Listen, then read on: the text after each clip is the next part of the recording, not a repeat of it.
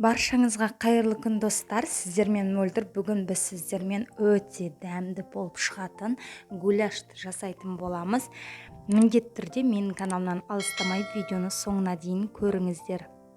Ең алдымен етіңізді өзіңіздің қалауыңыз бойынша ұсақ немесе ірі етіп жақсылап турап аламыз. Менде бұл жерде сиырдың еті, сіздер қалауыңыз бойынша кез келген етті пайдалана берсеңіздер болады.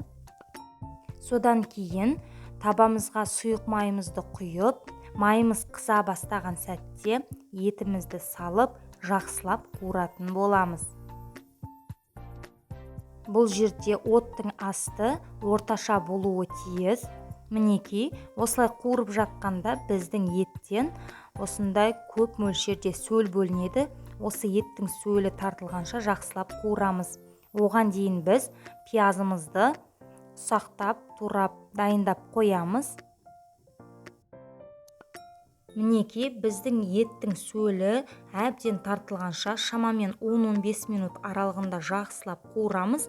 Осылай сөл тартылған сәтте жаңағы дайындап қойған пиязымызды салып, жақсылап араластырып, тағы да қуырамыз.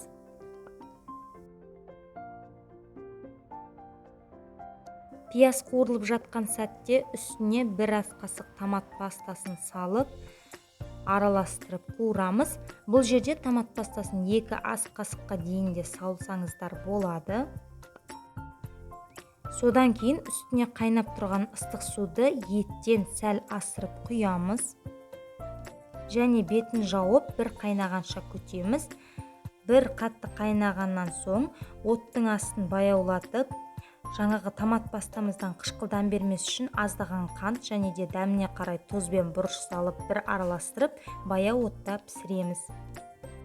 Гарнирге мен картофельный пюре жасадым және картопты әдеттегідей тез пісу үшін осындай жіңішке етіп турап алдым.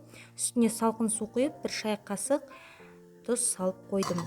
Гуляш қою болу үшін қызып тұрған табаға 2 ас қасық ұн салып, жақсылап қуыратын боламыз. Ұн қоңырқай түске енуі тиіс, бірақ күйіп кетпегені жөн.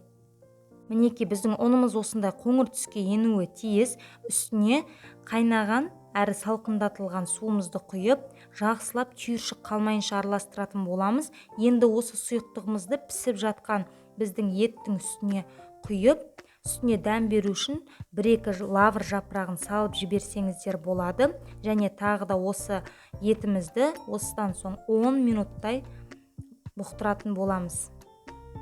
Осымен біздің гуляшымыз дайын достар. Қараңыздаршы, қандай қою әрі өте дәмді болып шықты. Сіздерге де міндетті түрде дәл менің рецептімен жасауға кеңес беремін. Назарларыңызға рахмет.